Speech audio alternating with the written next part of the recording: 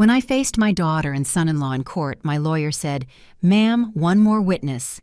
The room fell silent. My heart started to race. "No, it can't be," I whispered. My daughter's smile crumbled when she saw who was about to walk through that door. Her eyes went wide. Ethan, my son-in-law, dropped the pen he was holding. The sound of it hitting the table echoed through the entire room. Laura clung to her lawyer's arm. "No," she muttered. "No, no, no." Her voice was barely a whisper. The judge frowned and looked toward the entrance. We all looked. Even the air seemed to stand still. I heard footsteps approaching from the hallway, slow steps, deliberate, and then I saw a shadow cast against the glass of the door, a figure I would recognize anywhere. My breath caught in my throat. It couldn't be real. It couldn't be happening. But the door opened. And everything I had built for months, every piece of evidence, every document, every sleepless night made sense in that single moment. Laura jumped to her feet.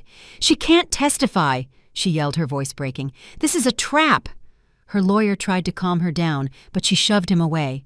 Ethan's face was as white as a sheet of paper, as if he had seen a ghost, and maybe for them that's exactly what it was. Samuel, my lawyer, remained calm next to the stand. He gave me a quick glance, a look that said, "Trust me, this changes everything."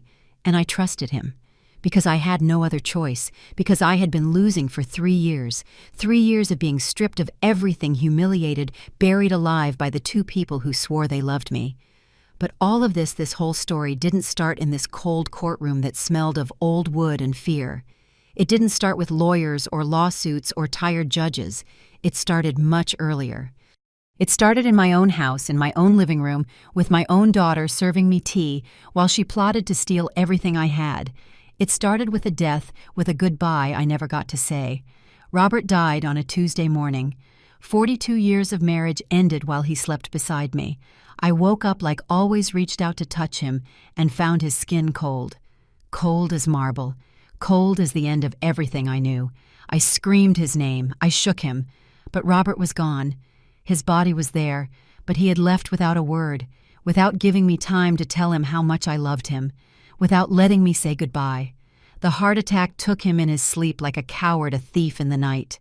The days that followed were a hazy hell. People coming in and out of my house, flowers that smelled too sweet, hugs from people I barely knew. Empty words. "I'm so sorry. He's in a better place. Time heals all wounds." Lies. All polite lies people tell when they don't know what else to say. Laura was there. I have to give her that. My daughter was present every moment. She organized the funeral. She chose the casket. She spoke to the priest. She greeted the guests. I was just a shadow floating through my own home, unable to make a single decision. "Mom, I'll take care of it," she kept saying, stroking my hair. "You don't have to worry about a thing. Let me take care of you." And I let her, because I was broken, because I had no strength left, because I thought that's how families worked. In tragedy, we support each other. How stupid I was. The funeral ended. The people left. And I was alone in that huge house that suddenly felt like a tomb. Every room held a memory. The living room where Robert read the newspaper every Sunday. The kitchen where we made breakfast together. The garden where we planted roses 20 years ago. Everything was a shrine to what no longer existed. I couldn't sleep in our bed. I stayed on the couch, staring at the ceiling, waiting for the sun to rise. The days dragged on meaningless. I stopped showering. I stopped eating. I stopped living, even though my heart kept beating out of sheer habit. Laura came every 3 days. She brought food I wouldn't touch. She made me take a shower. She combed my hair as if I were a little girl. And I let her. Because I didn't care. Because nothing mattered anymore. 2 months went by like that. 2 months of existing without living. And then Laura arrived with Ethan one Thursday afternoon. They rang the doorbell. Once, twice, 3 times. I was in the living room wearing the same clothes I'd had on for 4 days, staring out the window without seeing anything. I finally got up and opened the door. "Mom," Laura said, and her face tightened when she saw me. "Oh my God, Mom, you can't go on like this." Ethan stood behind her, hands in his pockets, studying me with those eyes I once thought were kind. "Delia, this is killing you. It's not healthy." They came in without an invitation. They sat on the sofa as if it were their house. Laura looked around, and there was something in her gaze I should have noticed, something calculating, something cold. But I was too deep in my own grief to see anything else. "We've been talking," Laura began, taking my hands. "Ethan and we think this house is too much for you. It's huge. The bills, the upkeep, the loneliness. You can't handle all this alone." "Your father always handled everything," I mumbled. It was true. Robert took care of the finances, the repairs, all the practical things. I just lived. "Exactly," Ethan said, leaning forward. "That's why we have a proposal." Laura squeezed my hands. "What if we moved in with you? The three of us. Ethan, Amanda, and me. We'd be a family again. You wouldn't be alone. I would take care of you, like you took care of me when I was a little girl." Something in my chest, something that had been frozen for months, stirred. The idea of not being alone, of hearing laughter in the house, of having someone to talk to at breakfast, of watching my granddaughter Amanda grow up near me. "I don't know," I whispered. "It's a very big change." "Think about it," Ethan said, but his smile was too wide, too eager. "Just think about it. You don't have to decide now."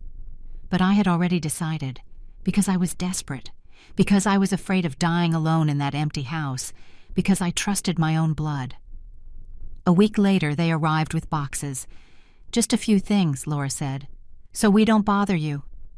But the boxes kept coming, their furniture, their clothes, Amanda's toys, Ethan's office equipment. "It's temporary," Laura assured me, "until you find your balance again." But it was never temporary. Within 2 weeks, they had taken over the guest room. A month in, Ethan set up his desk in Robert's study, my study, the place where my husband spent his afternoons reading, and I said nothing, because they were family, because they were helping me, or so I thought. Things changed slowly, so slowly I didn't notice until it was too late. "Mom, you better not go out today. It's too hot." "Mom, let me handle your bank accounts. It's too much stress for you." "Mom, don't invite Lucy over anymore. That neighbor only comes here to gossip." Orders disguised as concern, a cage disguised as protection, and I obeyed, like a fool, like a tired old woman who no longer had a will of her own. Laura started answering my phone. "Mom's resting," she'd say in a sweet voice.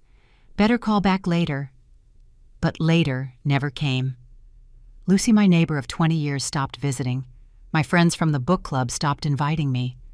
Little by little, my world shrank until only they were left. Laura, Ethan, and Amanda, who spoke to me less and less. "Are you okay, Grandma?" she asked me one afternoon. She was 14 then, still my little girl. Her eyes showed genuine concern. "I'm fine, my love." I lied because I didn't yet know I wasn't fine, because I still believed this was normal, that this was how you take care of widows, that this was how families worked. But Amanda looked at me strangely, as if she knew something I didn't, as if she saw something I couldn't see. Then Laura came into the living room, and Amanda looked down. She left without another word. The months passed. I sank deeper and deeper into a routine that wasn't mine.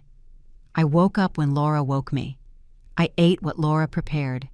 I watched television in my own living room, feeling like a guest. My house no longer smelled like my house.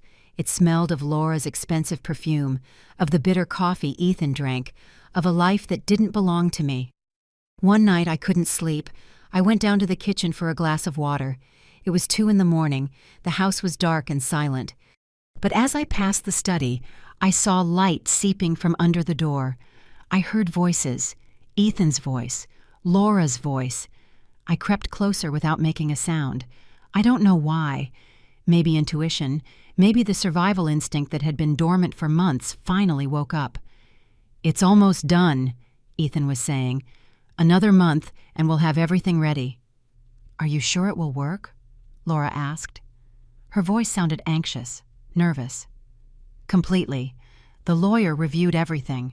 With the signature we got last month, the house is transferred to our name. She won't even notice." My heart stopped beating, or maybe it beat so loud I couldn't hear it over the ringing in my ears. "What if she asks, What if she wants to review the papers? Laura insisted. Ethan laughed, a short, dismissive laugh. She won't ask anything. She's out of it. Laura, since your father died, she's completely gone. She'll sign whatever you put in front of her. She's already done it 3 times. I don't like this, Laura whispered, but her voice didn't sound sorry. It sounded afraid of being caught. She's my mother. She's an old woman with a house worth $400,000 in a neighborhood that's on the rise, Ethan said coldly. And we're broke. The business is in ruins. The banks are after us. This is our only way out. Silence. A long, heavy silence. Okay, Laura said finally. But afterward, we're sending her to a nursing home. I can't look at her every day knowing what we did. A cheap nursing home, Ethan added. We need that money to pay off the debts and start over. Maybe move to another state, far from here. I backed away from the door, my legs trembling. I went upstairs, clinging to the banister. I went into my room. I locked the door. And I sat on the bed as the world fell apart around me. My daughter. My own daughter. The child I had carried in my womb. The baby I nursed. The teenager who cried in my arms when her heart was broken for the first time. That same person was robbing me. She was stripping me of everything while I, blind and trusting, signed my own ruin.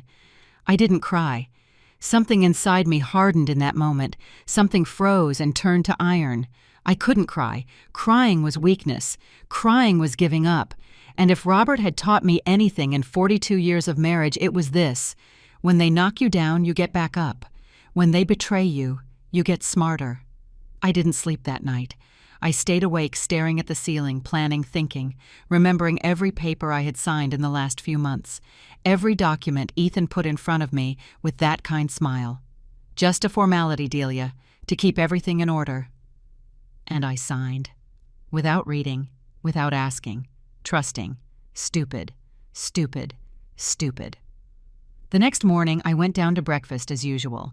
Laura was in the kitchen making coffee. She smiled at me.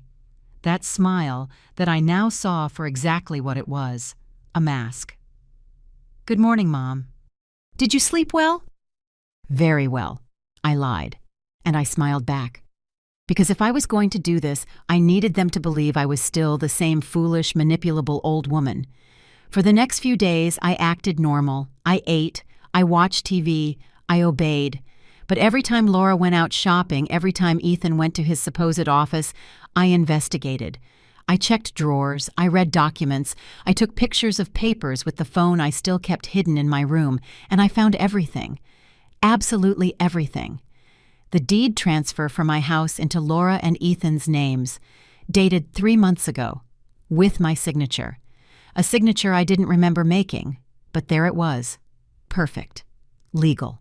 The power of attorney documents that gave them full access to my bank accounts, signed by me, or by someone who forged my signature well enough. The credit card bills Ethan had opened in my name, $27,000 in debt I hadn't created, purchases for furniture, trips, expensive clothes, fancy restaurants, all charged to my name while they lived like kings in my own house. And the worst part, the absolute worst, a legal document prepared by a lawyer, a petition to declare me mentally incompetent, waiting to be filed with a judge, with fake psychological evaluations, with testimonies from professionals who had never even seen me, waiting for the perfect moment to declare me incompetent and take total control of my life. I sat on the study floor with all those papers around me, and finally I cried. But not from sadness, from rage. From a cold, calculated fury I didn't know I was capable of feeling. They thought I was weak. They thought I was a stupid, broken old woman who would sign her own death warrant without a second thought. They thought they could steal 40 years of work of savings of sacrifice. They thought they could take the house that Robert and I bought when we were 25, the house where we raised our daughter, the house where we grew old together. They were wrong. I put the documents back exactly as I found them. I erased any trace of my presence, and I started to plan. I needed to get out of that house. But if I just left, they would finish the process. They would sell the house. They would disappear with the money, and I wouldn't have enough proof to stop them. I needed to be smart. I needed help. 2 days later, Laura left early. She had an appointment at the hair salon. Ethan was at a supposed business meeting. Amanda was at school. I was alone. I grabbed my purse. I packed copies of all the documents I had photographed. I walked out the front door. And I walked 3 blocks to Lucy's house. I rang the doorbell. Lucy opened the door and almost fell over. "Delia? Oh my God, I thought... Laura said you were sick, that you didn't want visitors."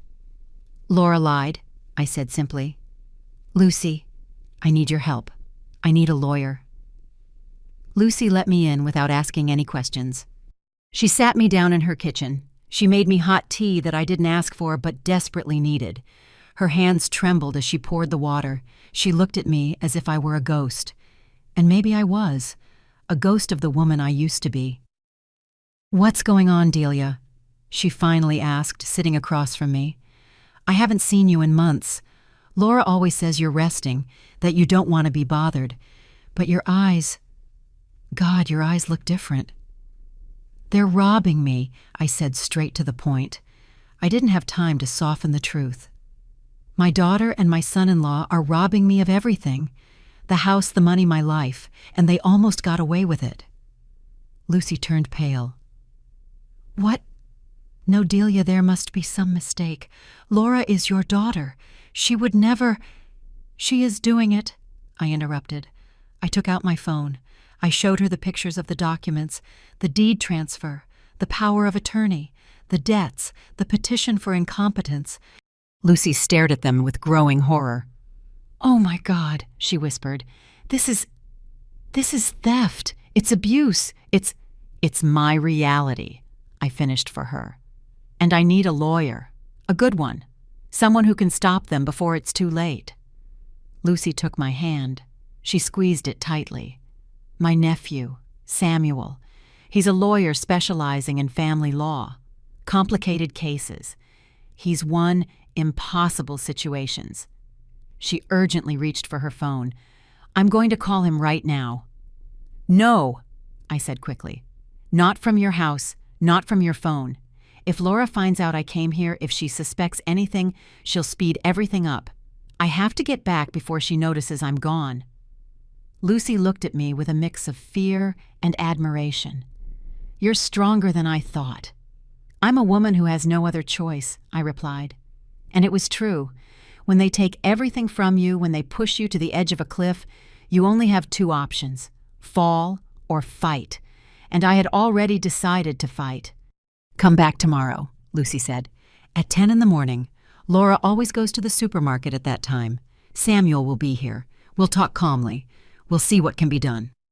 I nodded. I stood up. Lucy hugged me at the door. A long hug that smelled of a mixture of hope and fear. "Be careful," she whispered. "If they're capable of this, they're capable of anything." I walked back home slowly. 3 blocks that felt like 3 miles. Every step was an effort. Every breath hurt. But I kept my head held high. I kept the mask on. When I walked in, Laura was in the living room. She looked at me in surprise. "Mom, where were you? I looked all over the house for you." "I went for a walk," I said in a tired voice. "I needed some air." Her face hardened for a second, just a second, but I saw it. "Mom, you know you shouldn't go out alone. You could fall. You could get lost. What if something happened to you?" I walked around the block. I lied. Just for 15 minutes.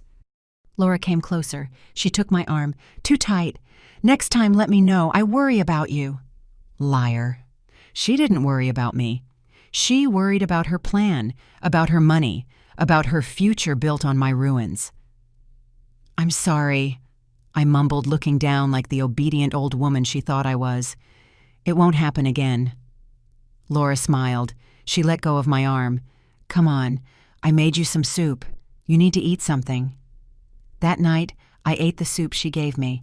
I smiled when she asked if it was good. I thanked her. And when I went up to my room, I sat on the bed and counted the hours until the next day. The morning came slowly, too slowly. I heard Laura get up.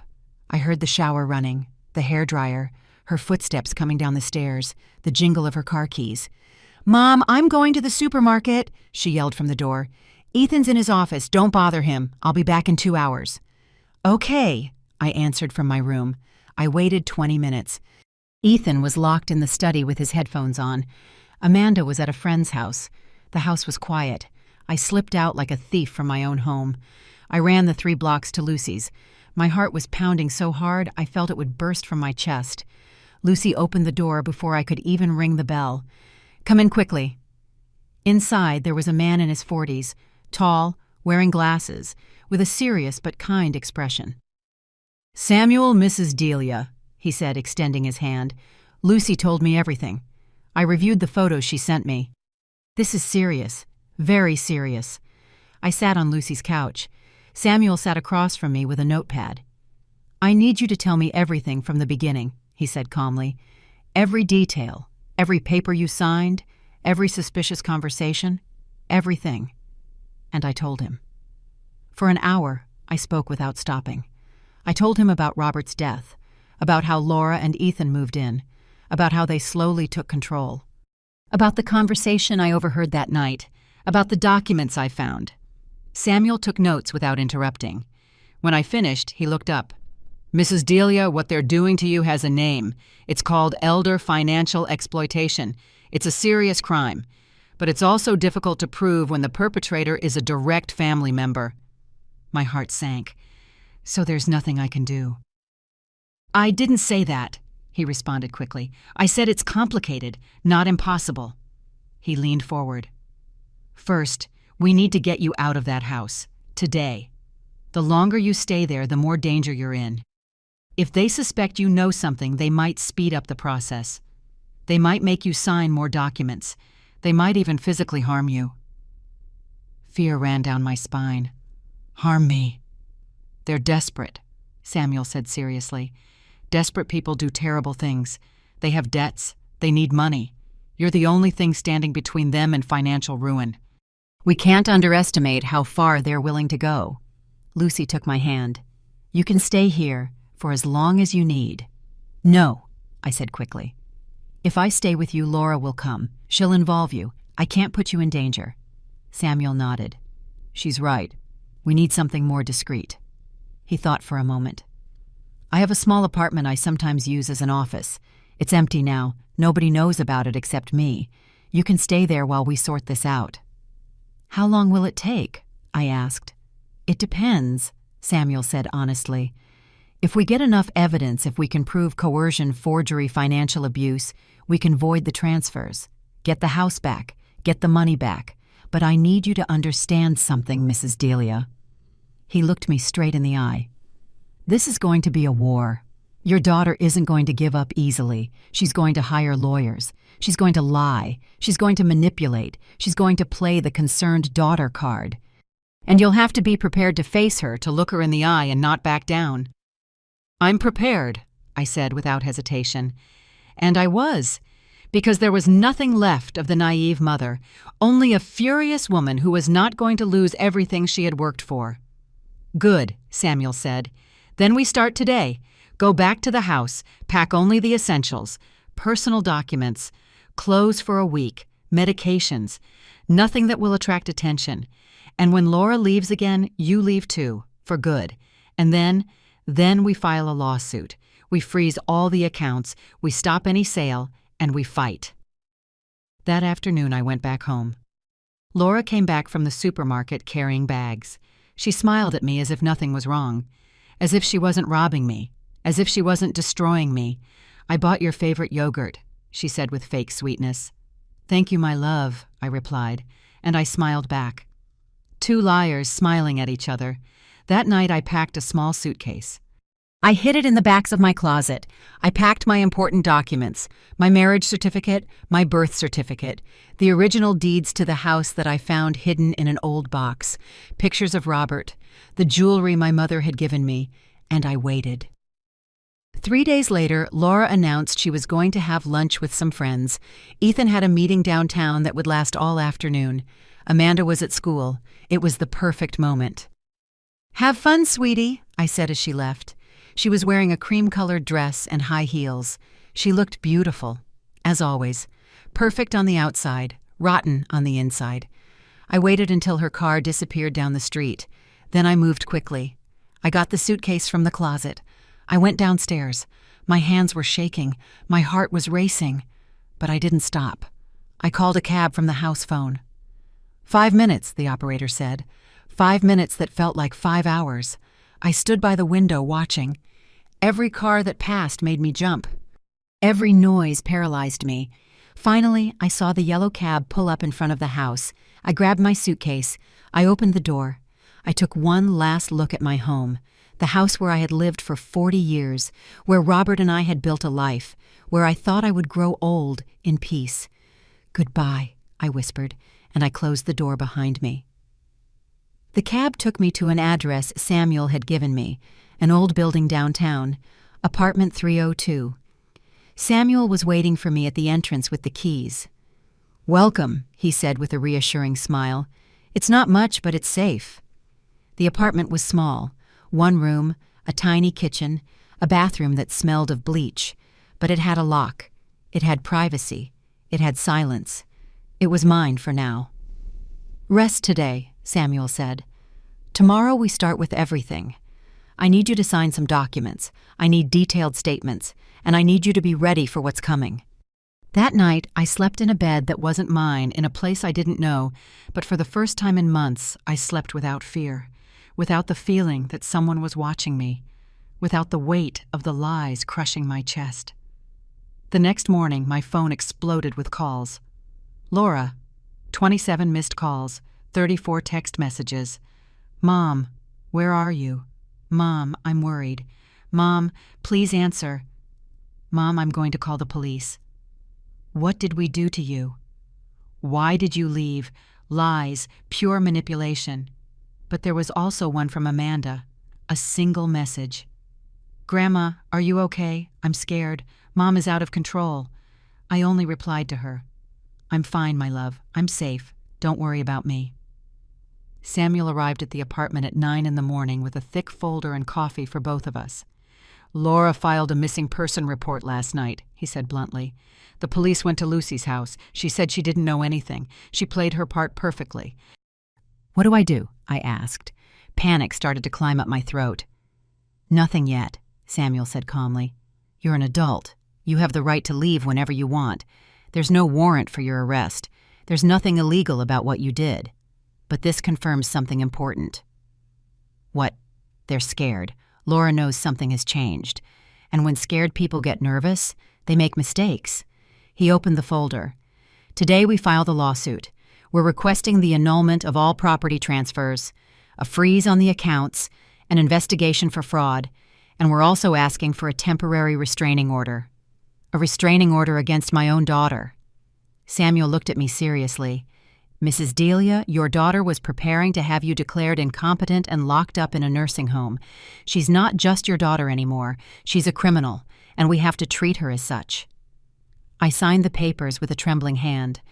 Each signature was a nail in the coffin of my relationship with my daughter.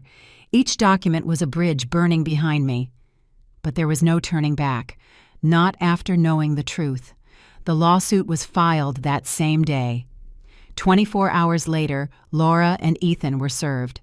Samuel told me that an officer went to the house, that Laura opened the door with a hopeful look on her face, thinking he was bringing news about me. And instead, she received a court summons.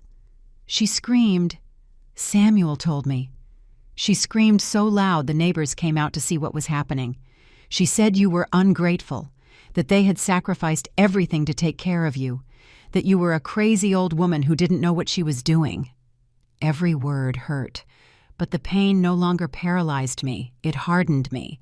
2 days later, Laura's response came. Her lawyer filed a countersuit.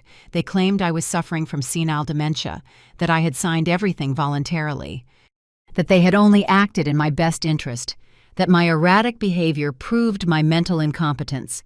"It's what we expected," Samuel said. "Now comes the hard part." For the next few weeks, I lived in that small apartment like a ghost. Samuel came every day with updates. The legal battle intensified. Laura hired an expensive lawyer, one of those who charge $500 an hour and specialize in winning impossible cases. They presented fake medical evaluations, testimonies from neighbors who said they had seen me confused. They even got a doctor who had never seen me but was willing to testify that I showed signs of cognitive decline. "They're playing dirty," Samuel said, "but we have weapons too." He had me undergo a complete psychological evaluation. 3 hours of tests, questions, exercises.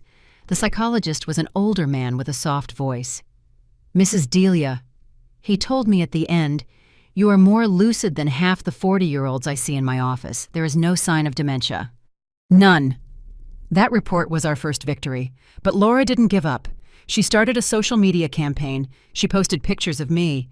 Old pictures where I looked tired, disheveled, lost. She wrote emotional posts about how her sick mother had disappeared, how she had been manipulated, how she just wanted her mom back. People believed her. The comments were horrible. "Poor daughter, she must be suffering. Elderly people are so vulnerable. Someone probably convinced her to sue. What a dedicated daughter." Samuel warned me not to read anything, but I couldn't help it. Every comment was a stab in the back. Every like on Laura's posts was a reminder of how well she lied. But then, something changed. One afternoon, 3 weeks after I left, Samuel came to the apartment with a strange expression, something between surprise and hope. "I received a call," he said, sitting down. "From Amanda." My heart leaped. "My granddaughter, is she okay?" "She's fine. And she wants to talk to you, but more importantly, she wants to help." "Help how?" Samuel took out his phone. He showed me an audio recording. "She says she has proof, recordings, conversations between Laura and Ethan where they admit everything, months of recordings she made in secret because she knew something bad was happening." I couldn't believe what I was hearing. "Amanda did that. Why?" "Because she loves you," Samuel said simply, "and because she saw what they were doing to you, and she decided she couldn't stay silent."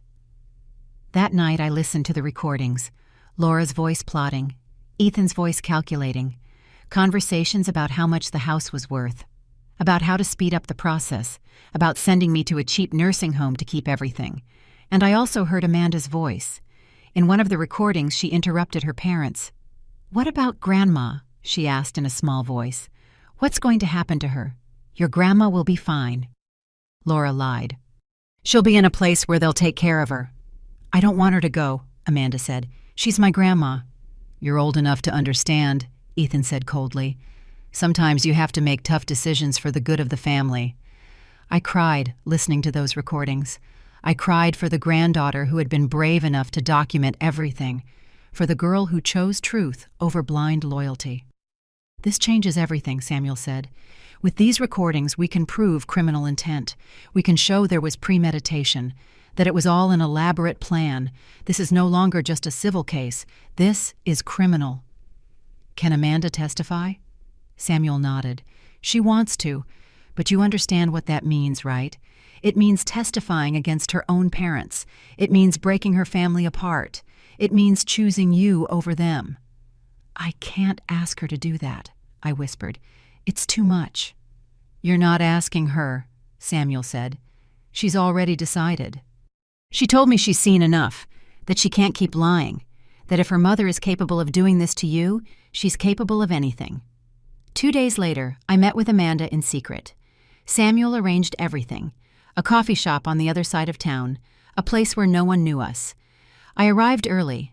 I sat at a table in the back. My hands were shaking as I held the teacup I couldn't drink. And then I saw her come in. My granddaughter. Taller than I remembered. Thinner. With deep dark circles under her eyes and her hair pulled back in a messy ponytail. She scanned the room until she found me. Our eyes met. She walked toward me slowly, as if she was afraid I would disappear, as if she wasn't sure this was real. "Grandma," she whispered when she reached the table. And she broke down. She sat down and started crying, her face in her hands. Sobs that shook her whole body. I stood up. I went around the table. I hugged her tightly. She smelled of apple shampoo and fear. "I'm here, my love. I'm here." "I thought I'd lost you," Amanda sobbed against my shoulder. "I thought Mom had done something horrible. I thought I'd never see you again." I'm okay, I whispered, stroking her hair. I'm okay, thanks to you. Amanda pulled away. She wiped her tears furiously. I'm so sorry, Grandma. I'm sorry I didn't say anything sooner. I saw things. I heard things. But I was scared. I was afraid you wouldn't believe me. I was afraid Mom would get mad. I'm a coward. You are not a coward, I said firmly, taking her face in my hands. You are the bravest person I know. You did something that many adults are not capable of doing. You chose the truth. Amanda took a deep breath. She took out her phone.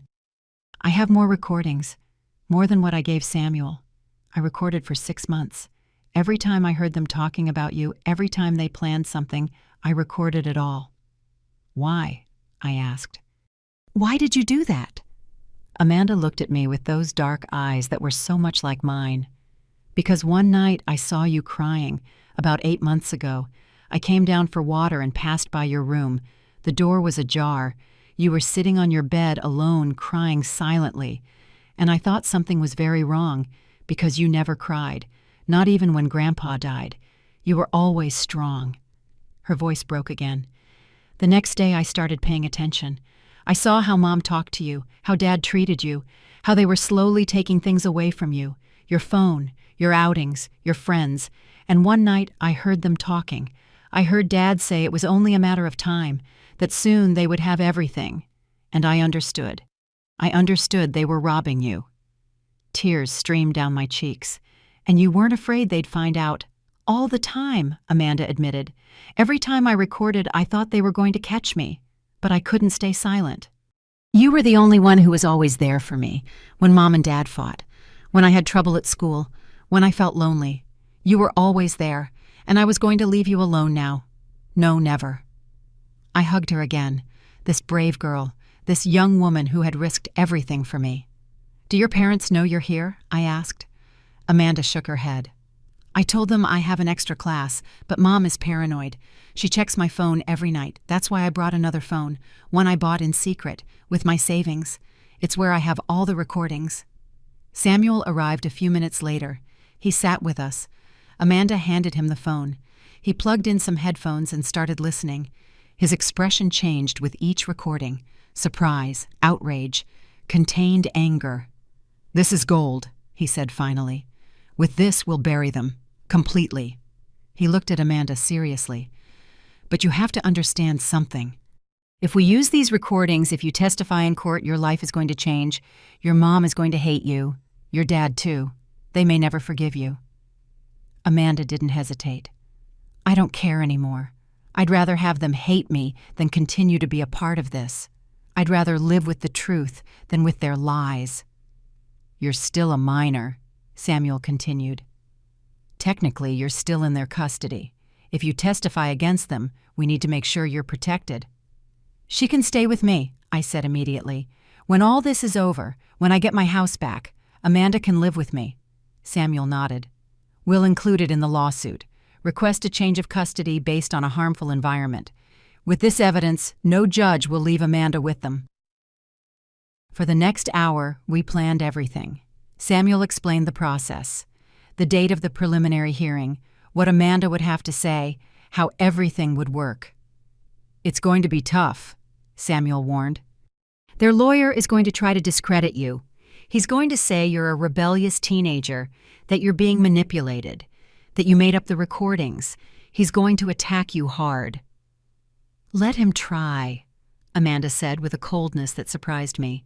I have proof. I have dates. I have everything documented. He can't deny what's in their own voices. We parted an hour later. Amanda had to go back before Laura got suspicious. She hugged me for a long time before she left. I love you, Grandma, she whispered. I love you too, my brave girl, I replied. I watched her walk down the street, so young, so fragile, but with an inner strength I didn't even know existed. The following weeks were torture. Samuel worked day and night preparing the case, organizing evidence, contacting witnesses. Lucy would testify about how Laura had isolated me. The psychologist would testify about my perfect mental health. A forensic accountant reviewed all my finances and found massive irregularities, unauthorized withdrawals, suspicious transfers, over $200,000 missing in 1 year. "How did I not notice?" I asked when I saw the numbers. "Because you trusted them," Samuel said. "Because you never thought your own daughter would be capable of this, and they knew it. They used it against you." Laura, meanwhile, intensified her campaign.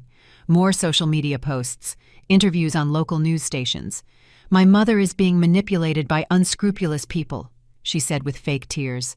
"I just want her back. I just want her to come home." People believed her. She received messages of support, donations to help find her mother. She used my disappearance to play the victim, to gain sympathy, to build her defense. But we had something she didn't know about. We had Amanda, and we had the truth. The preliminary hearing was set for a Tuesday in October, 3 months after I left home. 3 months of living in a borrowed apartment, 3 months of legal battles, 3 months of not seeing my daughter, though I didn't want to see her either. The night before, I couldn't sleep. I lay awake staring at the ceiling, thinking about everything I had lost, about everything I was about to get back, about the daughter who betrayed me, about the granddaughter who saved me. Samuel called me at 6 in the morning. Ready, ready. I lied, because I wasn't ready. I would never be ready to face my own daughter in court, to expose her publicly, to destroy the image she had built for 40 years. But I had no choice. It was this or lose everything. I dressed in simple clothes, black pants, an ivory blouse, comfortable shoes, nothing flashy. Samuel said it was important to look dignified, but not ostentatious. Vulnerable, but not weak. "You are a woman who was victimized," he had told me. "But you are also a woman who is fighting back. That's the image we need to project." Samuel picked me up at 8. The courthouse was half an hour away. During the whole ride, he reviewed the key points. "Stay calm. Don't respond to provocations.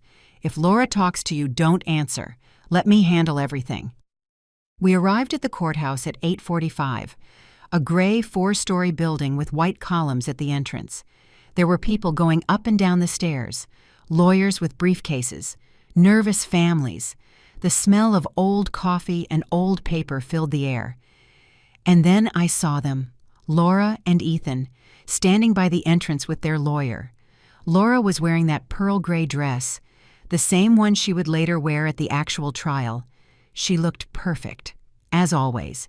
Her hair pulled back, flawless makeup, the image of a worried daughter. Our eyes met. For a second I saw something in her face. Fear, guilt, regret. But it disappeared so quickly I might have imagined it. Her expression hardened. She lifted her chin. She looked at me with contempt. Ethan ignored me completely, as if I didn't exist, as if I were an old piece of furniture to be thrown out. "Ignore them," Samuel whispered. "They don't exist until we get into that room." We went up the stairs. We entered the building. The hallway was long and narrow, doors on both sides. Room 208. The preliminary hearing would be there. We entered room 208. It was smaller than I imagined. Beige walls, dark wood benches, a judge's bench at the front, 2 tables facing each other for the lawyers. The smell of confinement and tension hung in the air like a thick fog. Samuel led me to our table, the one on the left. I sat with my hands in my lap. Laura and Ethan sat on the other side with their lawyer, a tall man in a perfectly pressed black suit, gray hair combed back, a shark smile. His name was Rudolph Mendez. Samuel had warned me about him. "He's good," he had told me. "Very good. He's won impossible cases. He knows how to manipulate emotions. He knows how to make the bad guys look good." Rudolph looked at me with that smile, as if he had already won, as if this was a game he dominated. Laura kept her eyes forward. She wouldn't look at me. Ethan was checking his phone as if he were bored. The side door opened. "All rise," the bailiff said. We all stood up. The judge entered. A man in his 60s, bald, with thick-rimmed glasses, a serious but not cruel expression. He sat down. We did too. "Case number 7432, the clerk read. Delia Ramirez versus Laura Vasquez and Ethan Vasquez. Lawsuit for fraud, financial exploitation, and annulment of property transfers. The judge reviewed his papers. He looked at both sides. "This is a preliminary hearing. I will hear arguments from both parties and determine if there is sufficient merit to proceed to a full trial." "Counsel for the plaintiff, you may proceed." Samuel stood up. He opened his folder. He spoke with a clear, firm voice. He explained my situation, Robert's death, how Laura and Ethan moved into my house, how they slowly took control, the property transfers without my real knowledge, the forged powers of attorney, the debts created in my name. "My client," Samuel said, "is a 65-year-old woman who was systematically stripped of her assets by her own daughter and son-in-law. They took advantage of her emotional vulnerability after her husband's death.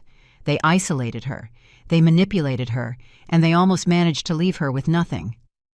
Rudolph stood up when it was his turn. His voice was soft, almost paternal. "Your Honor, this is a sad story, but it is not the story my client would tell. Mrs. Delia Ramirez suffers from evident cognitive decline. My client, her daughter Laura, was only trying to protect her. All the transfers were authorized. All the signatures are legitimate. And now, unfortunately, Mrs. Ramirez has been influenced by third parties seeking to take advantage of the family situation." My blood boiled listening to him. How could he tell such lies so easily? How could he twist the truth and make it sound reasonable? "We have medical evaluations," Rudolph continued, "testimonies from neighbors, documentary evidence that my client always acted in her mother's best interest." The judge listened without expression.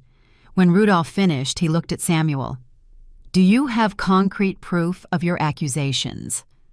"Yes, Your Honor," Samuel said. "We have a recent psychological evaluation that shows Mrs. Ramirez does not suffer from any cognitive decline. We have a forensic analysis of her finances that shows massive irregularities. And we have something else." He paused. He let the tension build. Laura leaned forward. Rudolph frowned. "We have recordings," Samuel said. "Recordings of conversations between the defendants where they openly admit their plan to strip my client of her assets." The room fell completely silent. Laura turned pale. Ethan stopped pretending to be indifferent. He turned to his wife with eyes full of panic. Rudolph maintained his composure, but I saw his fingers tense on the table. "Recordings?" the judge asked. "What kind?" "Audio. Several hours. Private conversations where the defendants explicitly discuss how to expedite the process of transferring assets, how to declare my client incompetent, how to sell the property, how to distribute the money." "That's inadmissible," Rudolph jumped in immediately. "Recordings without consent violate privacy laws." "Not when they are obtained by a minor living in the home who fears for her grandmother's well-being," Samuel replied calmly, "especially when that minor is willing to testify about what she witnessed." Laura shot up. "What minor? What are you talking about?" The judge banged his gavel. "Ma'am, sit down or I will have you removed from my courtroom." Laura sat down slowly. Her hands were shaking. Ethan had his head in his hands. The judge looked at Samuel. "Who recorded these conversations?" "My client's granddaughter, Amanda Vasquez, the defendant's daughter, 18 years old, just turned, an eyewitness to everything that happened in that home for the last 6 months." "This is a circus," Rudolph shouted. "They are manipulating a minor to attack her own parents." "Amanda is no longer a minor," Samuel corrected. "She turned 18 2 weeks ago, and her recordings are legal under state law when there is reasonable suspicion of criminal activity in the home." The judge leaned back in his chair. He thought for a moment. "I want to hear those recordings, and I want that young woman to testify. We will schedule a full hearing for 2 weeks from now.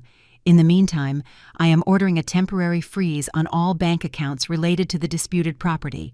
Neither party may sell, transfer, or dispose of assets until further notice."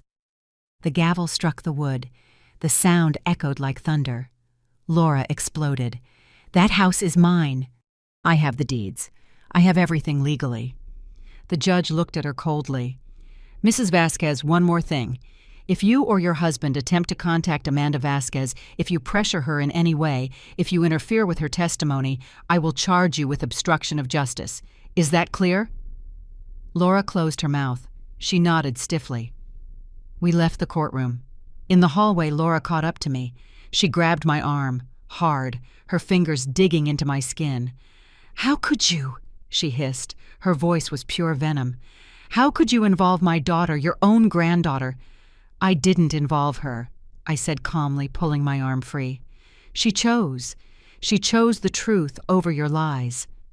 "You're a snake," Laura spat. "I gave you everything. I took care of you. I opened my home to you." "You stole my home," I corrected. "You stole my life, and you almost got away with it. Almost." Ethan came closer. "This is not going to end well for you, Delia. You're going to lose. And when you lose, you'll be left with nothing. No house, no family, no dignity." Samuel stepped between us. "Mr. Vasquez, step away from my client. Now." Rudolph arrived and pulled his clients back. "Don't say another word. Not one word. Let's go." I watched them walk away down the hall. Laura turned around once. She looked at me with so much hatred I felt a chill run down my spine. But I didn't look away. I didn't back down. I was no longer that scared woman. I was no longer that silent victim. "You did well," Samuel said as we left the building. "You kept your cool. That's important." "Do we really have a chance?" I asked. I was still trembling inside. "More than a chance. With Amanda's recordings, with the financial evidence, with your psychological evaluation, we have a solid case. Very solid." That night, Amanda called me. She was hiding in her bathroom at home. She spoke in whispers. "Mom is out of control," she said. "She came home from the courthouse screaming. She broke plates. Dad tried to calm her down, but she yelled at him too. She says you ruined her life, that you're going to pay for this." "Are you sure you want to go through with this?" I asked.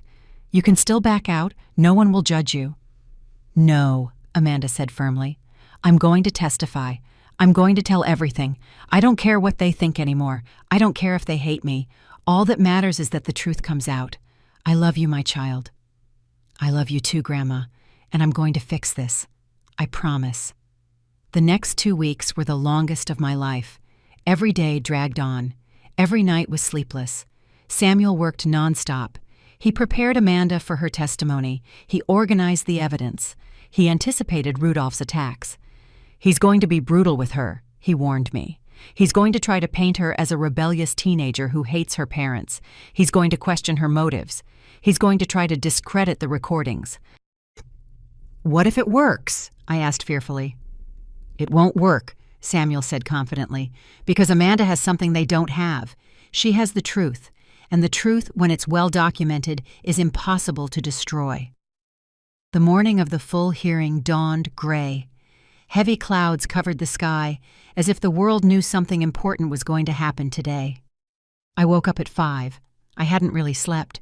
I had just closed my eyes and waited for the hours to pass. Samuel arrived at 7.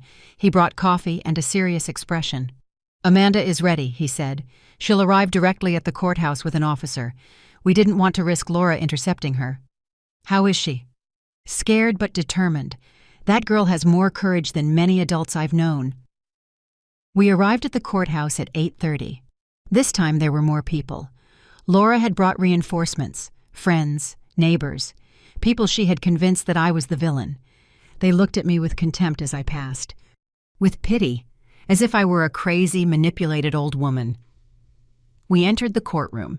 It was larger than the previous one. Room 301. It had tall windows, more benches, more space, more formal, more terrifying. Laura was already seated. This time she was wearing a different dress, light gray, pearls around her neck. Her hair was down but perfectly styled, the perfect image of a suffering daughter. Ethan was beside her in a dark suit. Rudolph was reviewing papers with a concentrated expression. I sat at our table. Samuel organized his documents. The wall clock showed 10 minutes to 9. Every second sounded like a drumbeat. At 9 o'clock sharp, the bailiff shouted, "All rise!" The judge entered, the same one from the preliminary hearing. He sat down and gestured for us to do the same. "Case number 7432, the clerk announced. Continuation of hearing. Delia Ramirez versus Laura Vasquez and Ethan Vasquez. The judge adjusted his glasses. Today, we will hear the testimony of the witness, Amanda Vasquez, and review the additional evidence presented by both parties. Counsel for the plaintiff, call your first witness. Samuel stood up. I call Amanda Vasquez to the stand. The side door opened, and my granddaughter entered. She looked so small all of a sudden, so young. She was wearing black pants and a white blouse. Her hair was pulled back, no makeup. She walked to the stand with slow but steady steps. She didn't look at her parents. She didn't look at anyone except straight ahead. The clerk swore her in. Amanda raised her right hand. Do you swear to tell the truth, the whole truth, and nothing but the truth? I do, she said in a clear voice. Laura sobbed loudly. My baby, she whimpered.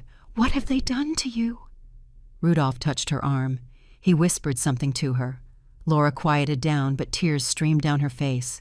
Perfectly calculated tears. Samuel approached the stand. Amanda, can you tell the judge who you are? I'm Amanda Vasquez, daughter of Laura Vasquez, and Ethan Vasquez, granddaughter of Delia Ramirez. How old are you? 18. I turned 18 on September 23rd. And where have you lived for the past 3 years? In my grandmother's house, at 412 Olivo Street. My family moved there after my grandfather Robert died. Samuel nodded. Amanda, why are you here today? Amanda took a deep breath. Because I saw things. I heard things. And I can't stay silent anymore. What things did you see? I saw how my parents treated my grandmother. At first everything seemed normal, but slowly it started to change. Mom would tell Grandma not to go out, not to call her friends. Dad started managing all her money. Grandma spoke less and less. She seemed smaller, more lost. And what did you hear? Amanda looked at her parents for the first time. Laura's face was a wreck. Ethan was staring at the floor. I heard them plan everything. One night, I was 14. I went downstairs for water and I heard them in the study. They were talking about the house, about how to transfer it to their name, about sending Grandma to a nursing home, about selling everything and moving far away. What did you do when you heard that? I got scared. I thought I had misunderstood, but I started paying attention. And I kept hearing more things, more plans, more lies. So I decided to record them. You recorded them without their knowledge? Yes, with my phone, for 6 months. Every time they talked about Grandma, every time they mentioned money or the house, I recorded everything. Samuel turned to the judge. Your Honor, I would like to play some of these recordings. Rudolph stood up. Objection. These recordings were obtained illegally. They violate my client's privacy. The judge looked at him. We already discussed this in the preliminary hearing. The objection is overruled. Proceed.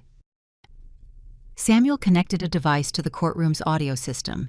Ethan's voice filled the space. Clear, unmistakable. We're almost done. Another month and the house is ours. The old woman doesn't even know what she's signing. Laura's voice responded. What if she finds out? What if she asks?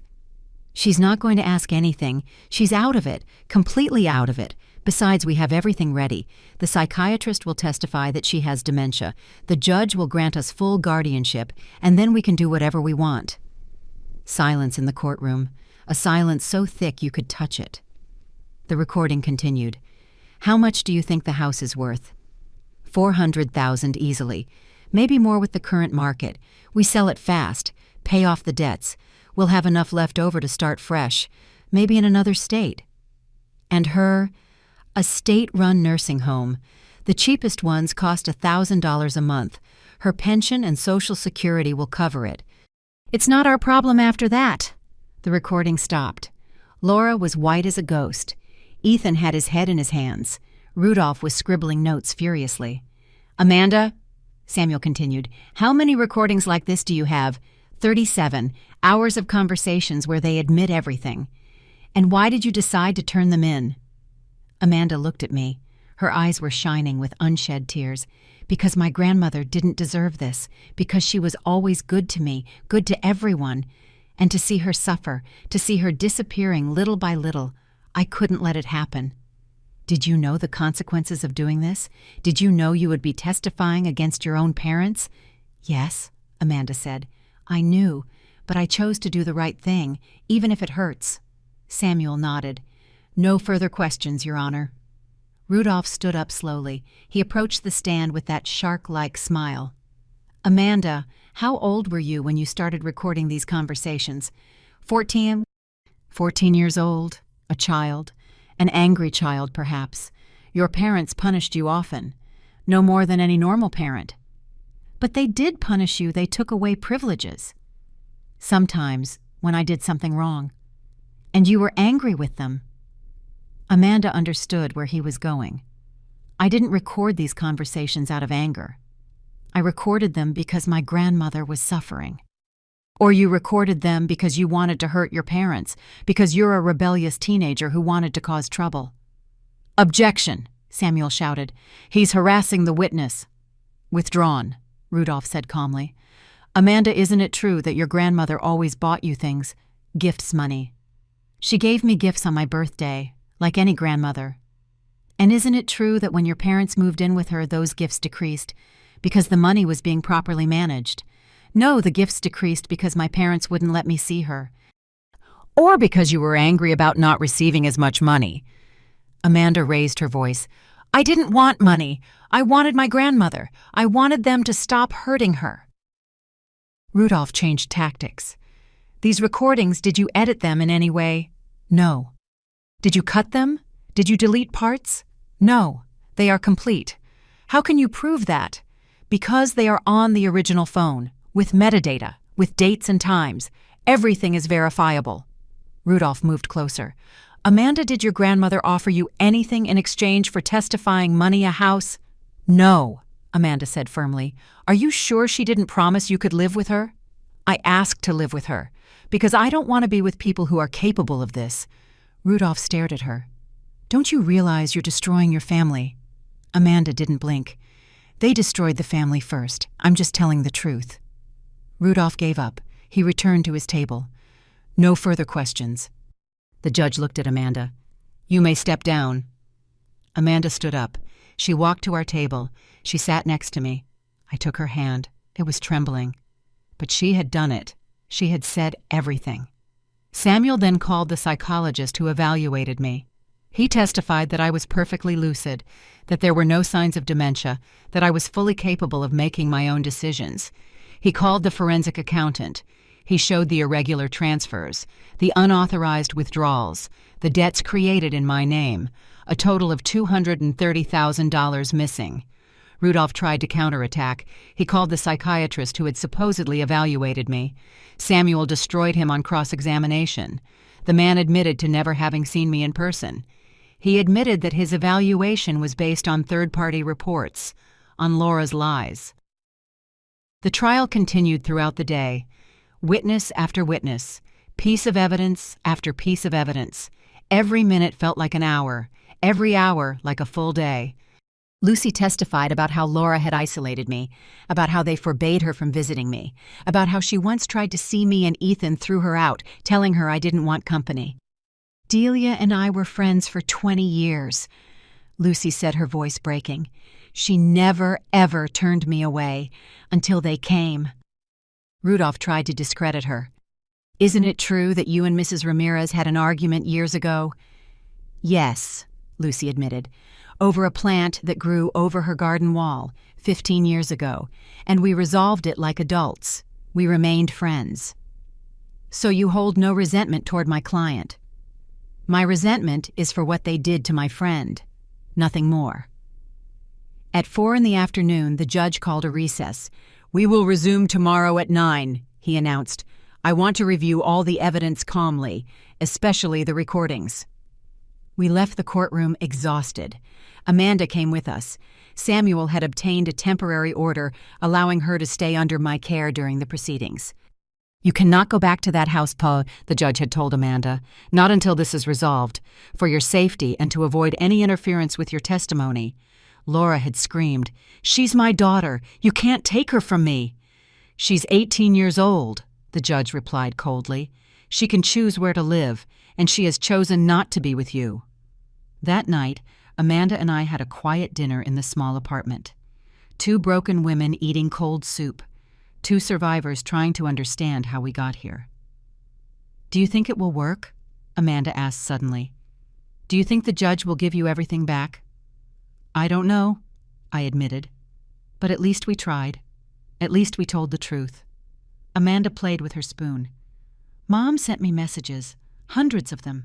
She says I betrayed her, that I'm a horrible daughter, that she'll never forgive me." "I'm sorry," I whispered. "No," Amanda said quickly. "Don't be sorry. She chose to do this. She chose to steal. She chose to lie. I just chose not to be an accomplice."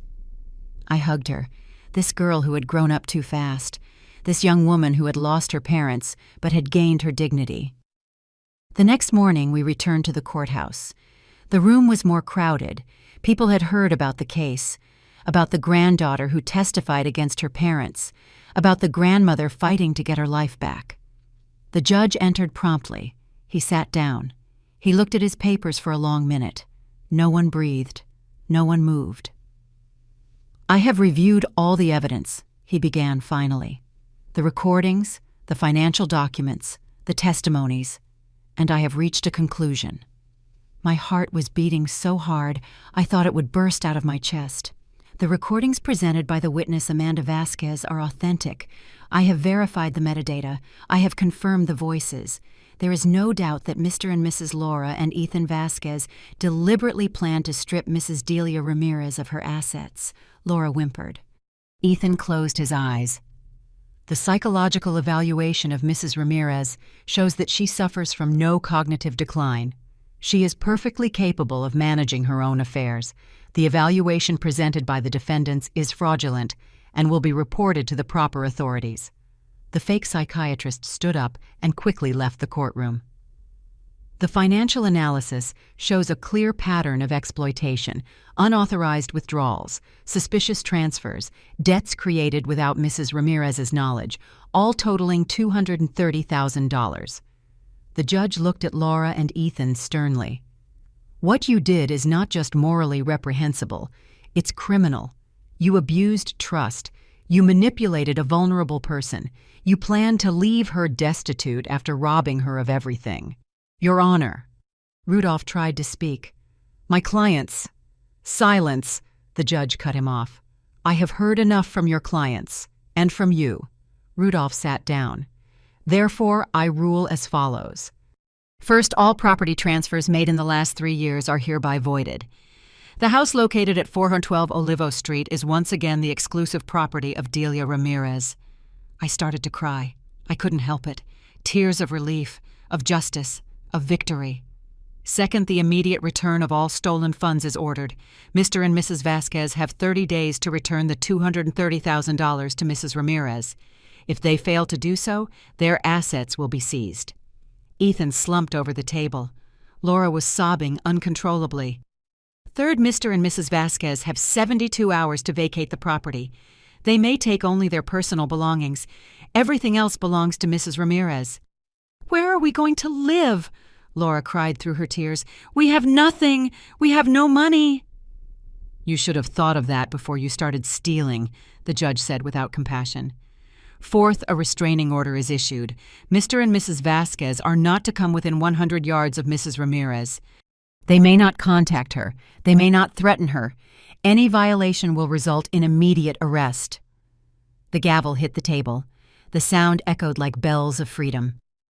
"And finally, I am referring this case to the District Attorney's Office for criminal investigation. The likely charges include fraud, forgery, elder exploitation, and conspiracy. You could face up to 10 years in prison." The gavel struck again. "Case closed. Mrs. Ramirez gets everything back. The Vasquezes will face criminal justice." The courtroom erupted in murmurs. Laura was screaming. Ethan was trying to calm her down. Rudolph was packing his papers with a defeated expression. Samuel hugged me. We did it. We won everything. Amanda hugged me too. The three of us were crying together, from relief, from exhaustion, from a happiness mixed with sadness, because this meant the definitive end of a family. We left the courtroom. In the hallway, Laura broke free from the officers holding her. She ran towards me. Samuel stepped in front, but she yelled at me from a distance. "I hate you. You destroyed my life. You're a selfish old woman who only thinks about herself." I looked at her. I really looked at her. And I no longer saw my daughter. I saw a stranger. A woman who had chosen greed over love, money over family, lies over truth. "I didn't destroy your life, Laura," I said calmly. "You destroyed your own, and you almost destroyed mine too." "You took my daughter from me," she screamed, pointing at Amanda. "You lost your daughter when you decided to steal from your own mother," I replied. "Amanda made a choice, and she chose dignity." The officers took Laura away. Her screams echoed down the hall. "You have no right. That house was mine. Everything was mine." But it didn't matter anymore. The judge had spoken. Justice had prevailed. 3 days later, a truck arrived at the house. Laura and Ethan were moving out, boxes, furniture, clothes, everything that belonged to them. Samuel was there supervising, making sure they didn't take anything that wasn't theirs. I waited in the car with Amanda, watching from a distance, watching as the woman who gave me life now left my house like a defeated thief. "Do you want to talk to her?" Amanda asked. "One last time." "No," I said without hesitation. "I have nothing more to say to her." When they finished loading, Laura walked towards the car. Samuel stepped in her way, but I rolled down the window. I let her approach. "Mom," she said, her voice broken. There was no anger left, just defeat. "I'm sorry. I'm so sorry." I looked at her in silence, searching for any trace of sincerity, any sign that she truly understood what she had done. But I only saw someone who was sorry she got caught, not someone who was sorry for the crime. "Goodbye, Laura," I said simply, and I rolled up the window. The truck drove away. Laura's car followed, and just like that, they disappeared from my life. The daughter who betrayed me, the son-in-law who orchestrated everything, they left leaving only dust in their wake. Samuel gave me the keys. "It's yours again, completely yours." I walked into my house. My home. It smelled different. It felt different. They had lived there so long they had left their mark. But it was fixable. Everything was fixable. Amanda came in behind me. She looked around with new eyes. "Can I really stay here with you?" "This is your home now," I said, hugging her. "For as long as you want. Forever if you want." That night we had dinner in the kitchen. The same kitchen where Robert and I had cooked for decades. The same table where we had raised Laura. Where we had laughed. Where we had dreamed of growing old together. "Do you think Mom and Dad will go to jail?" Amanda asked. "I don't know," I admitted. "It depends on the prosecution, on how much evidence they find. But even if they don't, they've already lost. They've lost their credibility, their reputation, and they've lost the only people who truly loved them." Amanda nodded. "Will you ever forgive them?" I thought about that, about forgiveness, about whether it was possible to forgive something like this. "Maybe one day," I said honestly, "but forgiving doesn't mean forgetting. It doesn't mean letting them back in. It means letting go of the poison so it doesn't keep poisoning me." "That's wise," Amanda said with a small smile. "It's survival," I corrected. 6 months have passed since the trial. 6 months of rebuilding, of cleaning the house of the ghosts Laura and Ethan left behind, of painting walls, of buying new furniture, of making this place feel like a home again and not a battlefield. Amanda enrolled in college. She's studying psychology. "I want to help people who go through what you went through," she told me one night. "I don't want anyone else to have to suffer like this." I was proud of her, of the woman she was becoming, strong, compassionate, brave. The $230,000 were never fully returned. Laura and Ethan didn't have that money. They had spent it on trips, on expensive clothes, on maintaining a life they couldn't afford. The court seized what little they had. It recovered $80,000. The rest was gone forever. But it didn't matter as much as I thought it would, because money can be recovered, dignity cannot, peace cannot, and I had recovered both. The district attorney's office did press criminal charges, aggravated fraud, elder exploitation, forgery. The criminal trial was scheduled for 3 months from now. Samuel told me they would likely face between 2 and 5 years in prison, maybe less with a plea deal. "Will you go to the trial?" Amanda asked me one morning over breakfast. "I don't know," I admitted. "Part of me wants to see them face the consequences. Another part just wants to forget this ever happened." "I don't know if I want to go either," Amanda said sadly. "She's still my mom. No matter what she did, no matter how much I hate what she did, she's still my mom." I took her hand. Love doesn't just disappear because someone hurts you. It just gets more complicated, more painful. Lucy came back into my life as if she had never left. She came every afternoon for tea. Sometimes she just brought company. Her presence was a reminder that not everyone abandons you, that real friendships still existed. "I always knew something was wrong," she told me one afternoon, "but I never imagined it was this bad. Forgive me for not doing more." "You have nothing to forgive," I replied. "You did exactly what I needed. You gave me Samuel's contact. You gave me shelter when I needed it. You gave me hope." One day in March, 5 months after the trial, I received a letter. The return address was a county jail.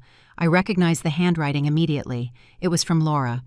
I stared at the envelope for an hour, without opening it, without knowing if I wanted to read what it said.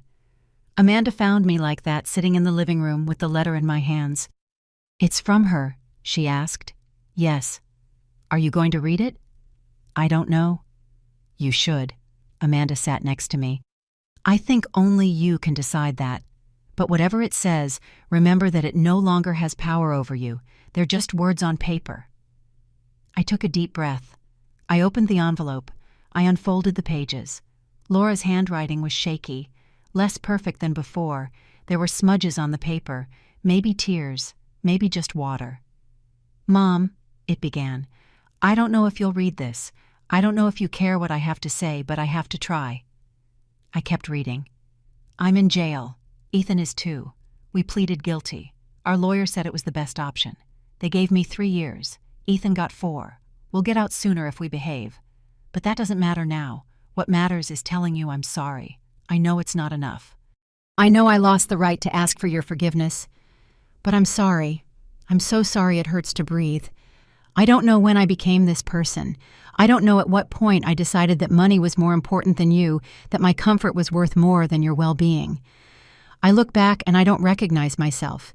Ethan and I were desperate. His business went bankrupt. We had huge debts. We lost everything. And when Dad died and we saw that house, that money, we thought it was the solution. We thought we were just borrowing, that somehow we'd pay it back. But lies grow. They get bigger. And suddenly we were in so deep that we saw no way out except to keep going, keep lying, keep stealing. It's no excuse. I know that. Nothing justifies what we did. But I want you to understand that it didn't start with malice. It started with fear, with desperation. And it turned into something monstrous. I lost my daughter because of this. Amanda won't talk to me. She won't answer my letters. And I don't blame her. I did something unforgivable. I put money before my own mother, before my own family. I'm not asking you to forgive me. I don't have the right. I'm just asking you to know that I'm sorry, that every day I think about what I did to you, how I hurt you, how I wasted all the love you gave me for 40 years. I love you, Mom.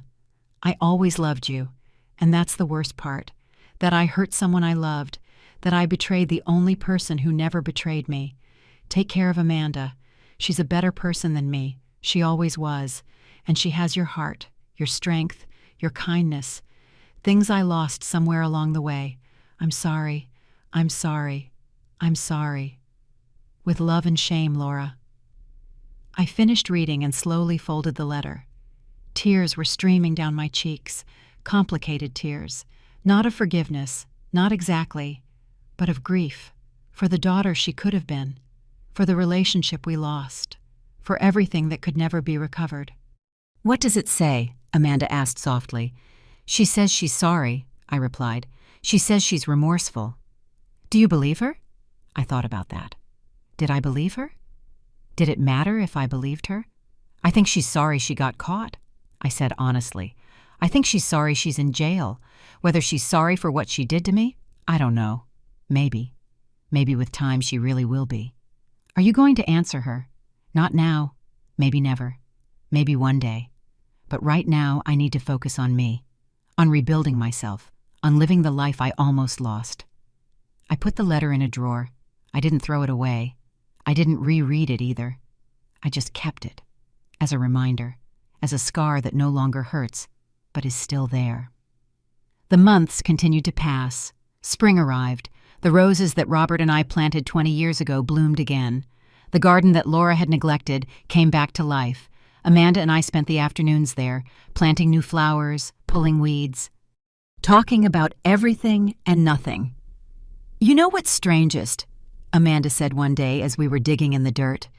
"That I feel more like a family now just with you than I ever did living with my parents." "Family isn't always blood," I said. "Sometimes it's a choice, and you chose me. I chose you. That's more powerful than any genetic bond." One afternoon in April, a year after it all began, I was sitting on the porch drinking coffee. The same porch where Robert and I used to sit every morning, where we planned our days, where we grew old together. A car pulled up in front of the house. I didn't recognize it. A man got out. It was Samuel. But he wasn't alone. He brought someone else. "Amanda. Surprise." Amanda shouted with a huge smile. "I finished my first year of college, with honors, and Samuel helped me apply for a full scholarship. I got it, Grandma. I got it." I ran to her. I hugged her so tight I almost lifted her off the ground. "I'm so proud of you." "So proud." Samuel was smiling. "Amanda is going to be an incredible psychologist. I can already see it." That night we celebrated. I made Amanda's favorite dinner, roasted chicken with potatoes, the same dish I used to make for her when she was a little girl. Lucy came too, and Samuel, a chosen family sitting around my table. "To new beginnings," Lucy said, raising her glass. "To the truth," Samuel added.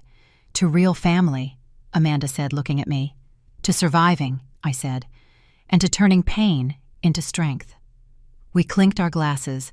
The sound was clear and bright, like a promise, like a future. 2 months later, I received another letter, this time from the DA's office. Laura and Ethan had been transferred to a state prison. They would serve their full sentences. No reduced sentence, no special deals. 3 years for Laura, 4 for Ethan. Justice served in the form of time, of loneliness, of consequences. Amanda found the letter before I did. "How do you feel?" she asked. "Empty," I admitted. "Not happy, not sad, just empty.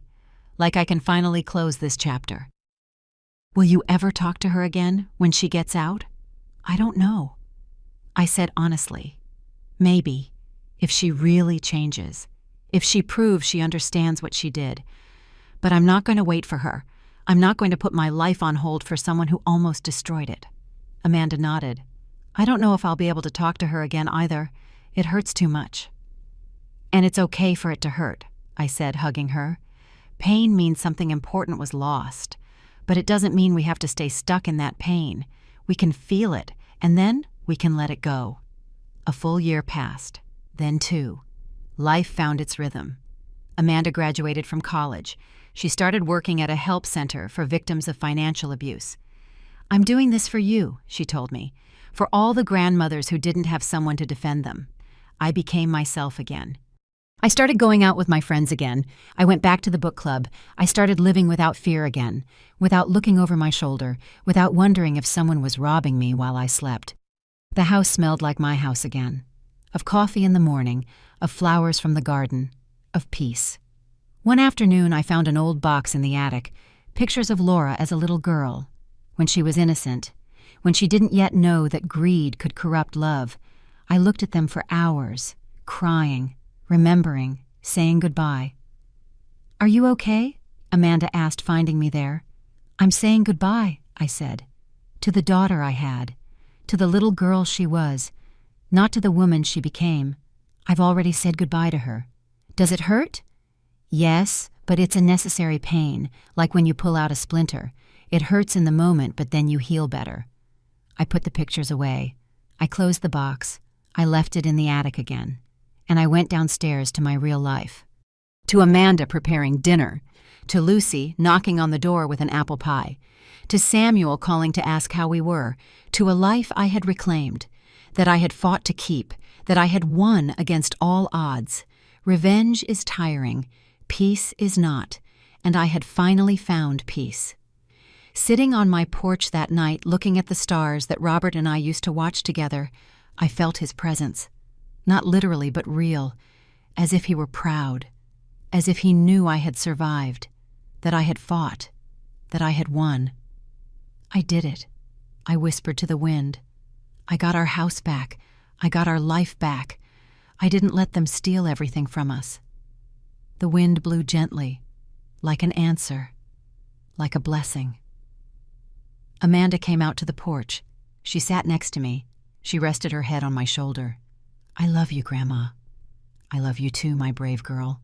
And there we stayed, 2 survivors, 2 warriors, looking at the same sky, breathing the same free air, free from lies, free from thieves, free from fear, simply free.